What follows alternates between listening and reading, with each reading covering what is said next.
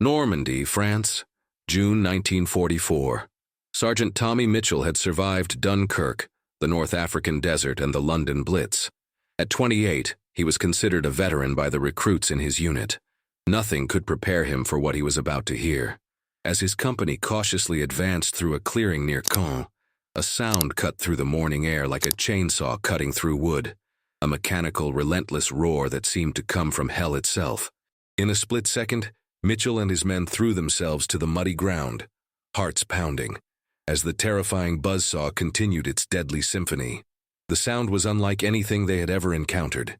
It was not the spaced-out bursts of British Bren guns or American bars, but a continuous, hypnotic roar that seemed to go on forever. The German MG-42 had just announced its presence. What Mitchell didn't know in that moment of terror was that he was experiencing the most psychologically devastating weapon of World War II, not because of its killing power, though that was formidable, but because of something far more insidious. The MG-42 had weaponized sound itself, turning audio into a force that could paralyze experienced soldiers before the first bullet found its mark. The mathematics of terror were simple. A British Bren gun fired roughly 500 rounds per minute. The American Browning automatic rifle managed about 650. Both weapons produced a distinctive rhythm that soldiers could count, predict, and mentally process. Rat-a-tat-tat. Pause. Rat-a-tat-tat. The human brain could parse these sounds, find patterns, calculate gaps for movement. The MG-42 fired 200 rounds per minute. At that rate of fire, individual shots blurred into a continuous mechanical scream. There was no rhythm to count, no pattern to exploit, no pause to anticipate. It was audio chaos that bypassed rational thought and struck directly at the primal fear centers of the brain. The weapon's development had begun in 1937, when German engineers at Grossfuss Metall and Lackierwaren Fabrik received a contract to create the ultimate machine gun. The specifications were revolutionary: achieve a rate of fire that would make individual shots indistinguishable, create a weapon that could break enemy morale through sound alone, and engineer a system that could sustain this psychological assault indefinitely. Dr. Werner Gruner, the lead engineer on the project, had studied the psychological effects of industrial machinery on factory workers. He discovered that certain frequencies and rhythms could induce panic responses in humans, even when no actual danger was present.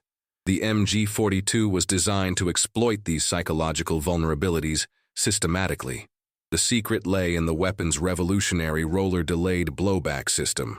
Unlike conventional machine guns that used gas pressure to cycle the action, the MG-42 employed a system of precisely machined rollers that controlled the bolt's movement with mechanical precision. This system eliminated the slight variations in timing that characterized other weapons, creating the unnaturally consistent rhythm that made the gun sound inhuman. Private Danny Walsh, 19 years old and fresh from basic training, pressed his face into the Norman mud beside Mitchell. His hands shook uncontrollably as the buzzsaw continued its deadly song, somewhere ahead in the tree line. Walsh had trained for months on recognizing enemy weapons by sound. Nothing in his training had prepared him for this. Walsh's training had included extensive audio recognition drills. Instructors had played recordings of German weapons, the distinctive crack of Mauser rifles, the measured chatter of MG-34 machine guns, the whistle of Nebelwerfer rockets. Each weapon had a signature sound that revealed tactical information about enemy positions and capabilities. The MG-42 defied this audio intelligence. Its sound provided no useful tactical information because it overwhelmed the auditory processing centers of the brain. Soldiers couldn't determine the weapon's exact location, estimate the crew size, or calculate ammunition expenditure rates. The buzzsaw created acoustic chaos that rendered traditional sound-based tactics useless. The sound seemed to come from everywhere and nowhere. In the acoustic confusion of the hedgerow country, the MG-42's roar bounced off stone walls and earthen banks, creating an echo chamber effect that made it impossible to pinpoint the source. Was it one gun? 3? An entire machine gun company? The continuous fire suggested overwhelming numbers to soldiers trained to think in terms of burst patterns and ammunition conservation. This acoustic confusion was deliberately engineered into the weapon's tactical employment. German machine gun crews were trained to position their weapons in locations that would maximize sound distortion. Natural amphitheaters, stone buildings, and dense vegetation were all used to amplify and scatter the MG42's audio signature. Obergefreiter Hans Müller, the gunner operating the weapon that terrorized Mitchell's company, had spent 6 months at the Wehrmacht's machine gun school in Duberitz, learning these acoustic tactics. The curriculum included lessons on sound propagation, echo effects, and psychological warfare through audio manipulation. Müller understood that his weapon's true power lay not in its ballistic performance, but in its ability to create paralyzing fear through sound alone. He had positioned his MG42 in a slight depression that created a natural sound amplifier, making his single weapon sound like an entire machine gun platoon. Mitchell forced himself to think through the terror. His experience told him this had to be a single weapon, but his ears insisted otherwise. The sound was too continuous, too sustained for one gun. Yet somewhere in his rational mind, he knew the Germans were masters of psychological warfare. This had to be their latest innovation. The psychological impact was immediate and measurable. Captain James Morrison, commanding Mitchell's company, found his decision-making processes severely impaired by the continuous audio assault. Morrison had commanded men through brutal fighting in Italy, where he'd learned to process multiple sources of battlefield information simultaneously. The MG42 created what military psychologists would later term cognitive overload.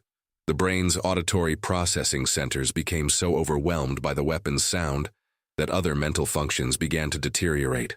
Officers found themselves unable to issue coherent orders. Radio operators couldn't distinguish voice communications from background noise, and soldiers lost the ability to coordinate tactical movements. Dr. Heinrich Hoffmann, a German military psychologist who studied the MG42's effects, documented these cognitive impacts in classified reports. His research showed that exposure to the weapon's sound for more than 2 minutes could reduce combat effectiveness by up to 60%, even among experienced troops. The weapon's psychological ammunition was more sophisticated than simple noise. The MG42's sound contained specific frequency components that triggered primal fear responses in the human nervous system. The mechanical consistency of the rhythm activated the same neural pathways that responded to predator sounds in humanity's evolutionary past. What Mitchell couldn't know was the engineering marvel that created his nightmare. The MG42 represented a fundamental shift in machine gun philosophy. Where Allied weapons prioritized accuracy and ammunition conservation, the German weapon was designed around one principle: overwhelming firepower delivered at a rate that would break enemy morale before tactical considerations even mattered. The development process had required solving unprecedented engineering challenges. The weapon's rate of fire generated enormous heat, requiring the development of new steel alloys and cooling systems. The mechanical stresses involved in cycling 200 rounds per minute demanded precision manufacturing that pushed 1940s technology to its limits. The barrel design alone represented a breakthrough in metallurgy. German engineers developed a chrome-lined barrel that could withstand the extreme temperatures generated by sustained rapid fire. More importantly, they created a quick-change barrel system that allowed crews to swap overheated barrels in under 10 seconds, maintaining continuous fire indefinitely. The ammunition feeding system was equally revolutionary. Traditional machine guns used fabric belts or metal strips that often jammed under rapid fire conditions. The MG42 employed a new belt design with precisely engineered metal links that could feed smoothly at maximum rate of fire without binding or misfeeding. But the Germans had solved more than just mechanical problems. They had created a weapons system that turned logistics into lethality. The MG42 fed from 250-round belts that could be linked together for continuous fire. More importantly, it featured a quick-change barrel system that allowed crews to swap overheated barrels in seconds, maintaining sustained fire indefinitely as long as ammunition lasted. The weapon's crew training was as sophisticated as its engineering. German machine gunners underwent extensive psychological conditioning to operate effectively under the stress of sustained combat. They learned to function while creating the very audio chaos that paralyzed their enemies. Gefreiter Klaus Weber, Müller's assistant gunner, had completed this specialized training at the machine gun school in Duberitz. The curriculum included lessons on maintaining mental focus, while operating in extreme acoustic environments, techniques for coordinating with other crew members using hand signals when verbal communication became impossible, and methods for sustaining psychological pressure on enemy forces through calculated fire patterns. Weber's role was critical to the weapon's psychological impact. He fed ammunition belts into the MG42 with mechanical precision, ensuring that the terrifying buzzsaw never paused for reloading. His training had taught him to anticipate the gunner's needs, preparing fresh ammunition and spare barrels before they were required. The psychological warfare was working exactly as intended. Through his binoculars, Muller could see the Allied soldiers pressed flat against the ground, paralyzed by the sound of his weapon. Some were clearly experienced troops, men who should have been advancing under fire or attempting to flank his position. Instead, they lay motionless, overwhelmed by audio terror. This was the MG42's secret weapon. It didn't just kill soldiers, it broke their will to fight. The continuous roar created a psychological barrier that was often more effective than physical obstacles.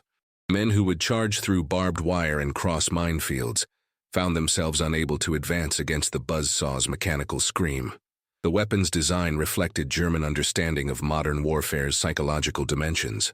World War I had taught military theorists that morale was often more important than firepower. The side that broke first usually lost, regardless of tactical advantages.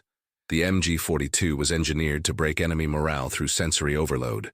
German tactical doctrine emphasized the MG42's psychological impact as much as its ballistic performance. Machine gun crews were taught to fire long, sustained bursts designed to create maximum audio impact rather than short, accurate bursts aimed at specific targets. The goal was to terrorize entire enemy units, not just eliminate individual soldiers. This approach represented a fundamental shift in machine gun employment. Previous weapons were used primarily for area denial and suppressive fire. The MG42 was the first weapon designed specifically for psychological warfare through acoustic assault. The bullets were almost secondary to the sound, but the weapon's psychological impact came with significant costs. The MG42 consumed ammunition at a prodigious rate. Muller's position contained over 3,000 rounds, enough for perhaps 10 minutes of sustained fire. Each minute of psychological warfare cost the German army resources that were becoming increasingly scarce as the war progressed. The weapon also generated enormous heat, requiring barrel changes every few hundred rounds to prevent warping or catastrophic failure. The crew had to maintain multiple spare barrels, each weighing several pounds and requiring careful handling to prevent damage. The logistics of supporting an MG42 position were complex and resource-intensive. More critically, the MG42's effectiveness depended on surprise and initial shock. Once enemy forces adapted to the sound and developed counter-tactics, the weapon became more conventional in its impact. The key was maximizing that initial psychological advantage before the enemy could recover. The acoustic science behind the weapon's terror was sophisticated. German researchers had discovered that sounds above 1,000 cycles per second, delivered at sufficient volume and duration, could trigger involuntary stress responses in humans. The MG42's firing rate produced exactly these frequencies, creating a weapon that attacked the nervous system as much as the body. Dr. Ernst Kretschmer, a German neurologist who consulted on the MG42 project, had studied the effects of industrial noise on factory workers. His research showed that certain sound patterns could induce panic, disorientation, and cognitive impairment in healthy adults. The MG42 was designed to weaponize these findings. The weapon's sound contained multiple frequency components that affected different aspects of human psychology. The fundamental firing rhythm triggered fear responses, while harmonic frequencies created disorientation and confusion. The overall effect was a multi-layered assault on the human nervous system. Mitchell began to understand this as he forced himself to analyze the situation tactically. The gun had been firing for nearly 3 minutes without pause, which meant the crew was either supremely confident or desperately trying to maintain psychological pressure. Either way, they were burning through ammunition at an unsustainable rate. Mitchell's analysis was based on hard-won experience with German tactics. He had learned to read battlefield situations by observing patterns in enemy behavior. Sustained fire usually indicated either abundant ammunition supplies or desperate circumstances. Given the tactical situation, desperation seemed more likely. The sergeant's combat experience had taught him that psychological weapons were often more fragile than conventional arms.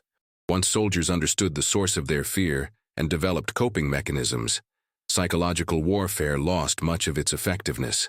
The key was breaking through the initial terror to reach rational analysis. "Listen," Mitchell told his squad leaders. "That gun's been firing continuously. They're either running low on ammo or they're about to change barrels. Either way, there'll be a pause. When it stops, we move."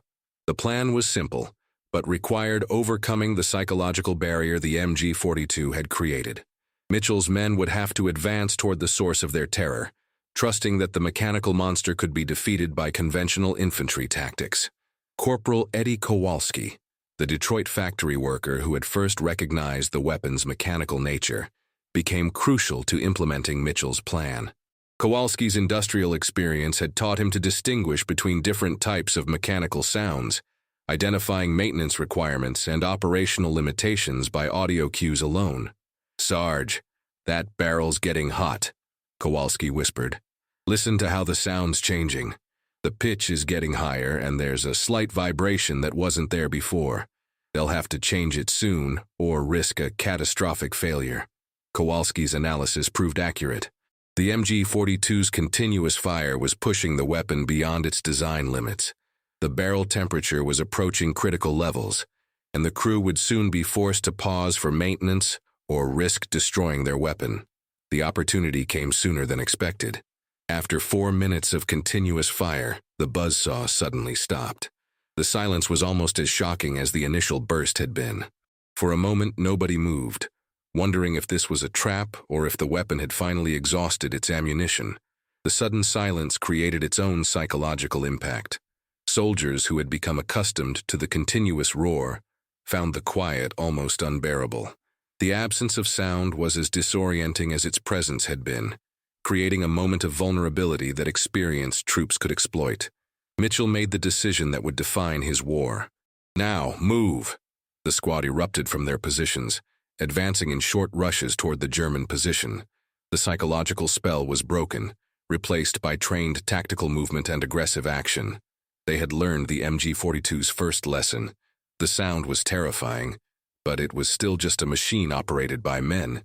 The advance revealed the sophistication of the German position. Müller and Weber had prepared their fighting position with meticulous attention to both ballistic and acoustic considerations. The gun was positioned to maximize fields of fire while creating optimal sound amplification effects. The position included multiple prepared firing points, allowing the crew to relocate quickly if their primary position was compromised. Ammunition was pre-positioned at each location, along with spare barrels and maintenance equipment. The Germans had planned for sustained psychological warfare, not just brief tactical engagements, but Müller and Weber weren't finished. As the Allied soldiers advanced, Weber completed the barrel change with practiced efficiency. The fresh barrel was already heated and ready, the ammunition belt positioned for immediate feeding. Within 15 seconds, the MG-42 roared back to life. The effect on the advancing Allies was immediate and devastating. Men who had been moving with purpose and determination threw themselves back to the ground as the mechanical scream resumed. The psychological impact was even worse the second time, because they had briefly believed they had overcome their fear. This was the MG-42's most insidious characteristic. It could break morale repeatedly. Each time soldiers thought they had adapted to the sound, a fresh burst would send them back into psychological paralysis. The weapon trained men to fear their own courage, to doubt their ability to advance under fire. The renewed terror was more intense because it carried the weight of dashed hope. The brief silence had allowed soldiers to believe they could overcome their fear, making the weapon's return even more psychologically devastating. Some men began to question their own sanity, wondering if they would ever be able to function normally under fire again. Private Walsh found himself sobbing into the mud as the buzzsaw resumed its deadly song. The brief moment of hope during the silence made the renewed terror almost unbearable. He had thought they were winning, that they could overcome the mechanical monster. Now he felt more helpless than ever. Walsh's breakdown was typical of the MG-42's psychological impact on young soldiers. The weapon attacked not just immediate courage, but long-term confidence in one's ability to function under stress. Many soldiers who encountered the MG-42 reported persistent anxiety about their combat effectiveness, even in situations involving conventional weapons. The psychological damage extended beyond immediate tactical concerns. Military psychiatrists later documented a specific syndrome associated with MG-42 encounters: persistent auditory hallucinations, exaggerated startle responses to mechanical sounds, and chronic anxiety about personal courage under fire. Mitchell realized they were facing more than just a weapon. They were confronting a new form of warfare that attacked the mind as much as the body. The Germans had created a machine that could break experienced soldiers without firing a single effective shot. The psychological ammunition was more devastating than the physical bullets. The realization forced Mitchell to reconsider everything he thought he knew about infantry combat. Traditional tactics assumed that soldiers could function rationally under fire, making calculated decisions about movement, cover, and target engagement. The MG-42 eliminated rational thought, reducing experienced troops to primal fear responses. This represented a fundamental challenge to Allied military doctrine. Training programs had prepared soldiers for physical dangers: bullets, shells, and explosions. Nobody had prepared them for weapons that attacked their psychological foundations, that made them doubt their own courage and competence. The solution came from an unexpected source: artillery. Captain Morrison, recognizing that conventional infantry tactics were failing against the psychological weapon, called for indirect fire support. Within minutes, 105mm shells began falling around the German position. Morrison's decision represented innovative tactical thinking under extreme pressure. Traditional doctrine called for infantry to suppress machine gun positions with direct fire, then assault with grenades and small arms. The MG-42's psychological impact made this approach impossible, requiring adaptation of established tactics. The artillery had an effect that surprised everyone. It masked the sound of the MG-42. The explosions created enough acoustic chaos that the machine gun's psychological impact was diluted. Soldiers could no longer distinguish the buzzsaw's roar from the general cacophony of battle. This acoustic masking effect became a crucial discovery for Allied forces. Artillery and mortar fire could neutralize the MG-42's psychological impact, even when it couldn't destroy the weapon physically. The principle was simple: if soldiers couldn't hear the terrifying sound clearly, they could function more normally under fire. The discovery led to changes in Allied artillery doctrine. Forward observers were trained to recognize MG-42 positions not just by their tactical significance, but by their psychological impact on friendly forces. Artillery support was prioritized for situations where the weapon's sound was creating tactical paralysis. Under cover of the artillery barrage, Mitchell's men advanced successfully. They found Muller and Weber's position abandoned, the crew having withdrawn when indirect fire made their location untenable. The MG-42 itself lay abandoned, its barrel still hot from continuous firing. The abandoned position revealed the sophistication of German psychological warfare tactics. The crew had prepared multiple withdrawal routes, cached ammunition at alternate positions, and established communication with supporting units. The MG-42 was part of a comprehensive system designed to maximize psychological impact while minimizing crew risk. Mitchell examined the weapon that had terrorized his men. Up close, it looked almost mundane: steel, wood, and mechanical precision. Nothing about its appearance suggested the psychological power it wielded. The terror had been in the sound, not the machine itself. The weapon's physical examination revealed the engineering sophistication that created its psychological impact. The barrel was precision machined to tolerances that pushed 1940s manufacturing capabilities. The action components showed wear patterns consistent with sustained high-rate fire, but the weapon remained functional despite extreme use. Most importantly, Mitchell could see the deliberate design choices that maximized acoustic impact. The muzzle brake was shaped to direct sound waves in specific directions, amplifying the weapon's audio signature. The barrel length and chamber dimensions were optimized for sound production as much as ballistic performance. But the lesson was learned. The MG-42 had introduced a new element to infantry combat: weaponized sound. The Germans had discovered that the right audio frequency, delivered at sufficient intensity and duration, could paralyze trained soldiers more effectively than physical barriers. The implications extended far beyond individual engagements. Allied forces began developing new tactics specifically designed to counter the MG-42's psychological impact. Training programs incorporated sound recognition and desensitization techniques. Artillery procedures were modified to provide acoustic masking for infantry advances.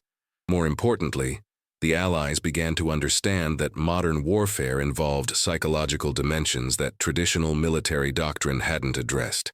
The enemy wasn't just trying to kill your soldiers. They were trying to break their will to fight. The MG-42 was proof that this approach could be devastatingly effective. The weapon's impact on individual soldiers was profound and lasting. Veterans who encountered the MG-42 reported that the sound haunted them for decades after the war. The mechanical roar became associated with helplessness and terror in ways that conventional weapons fire never achieved. Lieutenant Colonel Robert McNamara, who later became Secretary of Defense, encountered MG-42 positions during the advance through France. In classified post-war interviews, he described the weapon's psychological impact as more significant than its tactical effectiveness. The MG-42 didn't just suppress our advance, it made our soldiers question their own courage. That's a more dangerous effect than any number of casualties. Dr. Sarah Chen, a military psychiatrist who studied World War II veterans in the 1970s, found that MG-42 encounters produced a specific type of combat trauma. Unlike other battlefield experiences that soldiers could rationalize and process, the BUZZSAW created memories of pure, irrational terror that resisted conventional therapy approaches. The MG-42 attacked something fundamental about human psychology, Dr. Chen noted in her research. It created a fear response that bypassed rational thought and struck directly at primal survival instincts. Soldiers couldn't think their way through the terror because the weapon was designed to prevent rational thought. Dr. Chen's research revealed the long-term psychological consequences of acoustic warfare. Veterans who had encountered MG-42 positions showed elevated stress responses to mechanical sounds decades after the war. Factory machinery, construction equipment, and even household appliances could trigger anxiety attacks in men who had otherwise recovered from their combat experiences. The medical implications were significant. Traditional combat stress was understood as a response to life-threatening situations. The MG-42 created stress responses that persisted long after the actual danger had passed, suggesting that acoustic warfare could cause permanent changes to the nervous system. The German military had stumbled onto something profound. Sound could be weaponized more effectively than many conventional arms. The MG-42's psychological impact often exceeded its actual lethality, creating tactical advantages that persisted long after individual engagements ended. This understanding influenced post-war military development in unexpected ways. Modern weapons designers began considering acoustic signatures as deliberately as they considered ballistic performance. The goal wasn't just to create effective weapons, but to create weapons that sounded effective enough to demoralize enemies before combat began. The Soviet Union developed acoustic weapons based on MG-42 principles during the Cold War. The AK-47's distinctive sound was partially designed to create psychological impact, though not to the extreme degree of the German weapon. American weapons designers incorporated similar principles into the M60 machine gun and later weapons systems. The MG-42's legacy extended into contemporary military doctrine. Special operations forces began using sound as a psychological weapon, employing audio systems that could disorient and demoralize enemies without physical violence. The principle remained the same: attack the mind to defeat the body. Modern psychological operations incorporate lessons learned from MG-42 encounters. Military psychologists understand that acoustic warfare can be more effective than conventional weapons in specific tactical situations. The key is understanding how sound affects human psychology under stress. But perhaps the most important lesson of the MG-42 was about human adaptability. Despite its initial psychological impact, Allied forces eventually developed effective counter-tactics. Soldiers learned to recognize and overcome their fear responses. The weapon that seemed invincible through terror was ultimately defeated by human resilience and tactical innovation. The adaptation process revealed important truths about combat psychology. Fear responses could be managed through training and experience. Soldiers who understood the source of their terror could develop coping mechanisms that allowed them to function effectively despite psychological pressure. Mitchell's encounter with the MG-42 became a defining moment in his military service. He had faced his deepest fear and discovered that courage wasn't the absence of terror, but the ability to function despite it. The BUZZSAW had taught him that psychological warfare could be more devastating than physical violence, but also that the human spirit could adapt and overcome even the most sophisticated attempts at demoralization. The lessons learned from MG-42 encounters influenced post-war military training. Soldiers were taught to recognize and manage fear responses, to understand that psychological pressure was a legitimate weapon that could be countered through proper preparation and mental conditioning. The weapon's influence extended beyond military applications.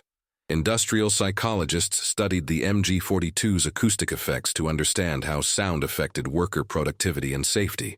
The research led to improved workplace noise control and better understanding of acoustic stress in civilian environments. The German MG-42 represented a watershed moment in military history, the first weapon deliberately designed to exploit human psychology as much as human physiology. Its mechanical roar announced not just the presence of enemy firepower, but the arrival of warfare that targeted the mind as systematically as traditional weapons targeted the body. The weapon's development marked the beginning of systematic psychological warfare through acoustic means. Military researchers began to understand that the human nervous system could be attacked as directly as physical targets, opening new dimensions of conflict that extended far beyond traditional battlefield considerations. In the end, the MG-42's most lasting impact wasn't on casualty statistics or tactical outcomes, but on military understanding of human psychology under extreme stress. The weapon that terrorized Allied soldiers with its BUZZSAW roar ultimately taught them that fear itself could be defeated, that even the most sophisticated psychological warfare could be overcome by training, adaptation, and human courage. The sound that had paralyzed experienced soldiers in Norman hedgerows became a lesson in the power of both terror and resilience, proving that while machines could be engineered to exploit human weakness, humans could also engineer themselves to overcome their deepest fears. The MG-42's legacy lived on not in its mechanical innovations, but in its demonstration that the most powerful weapons are often those that attack the mind rather than the body. If you found this deep dive into the terrifying psychology of the MG-42 as fascinating as we did, make sure to subscribe to our channel and hit that notification bell so you never miss our latest historical investigations. We're constantly uncovering the untold stories behind the weapons, tactics, and moments that shaped our world.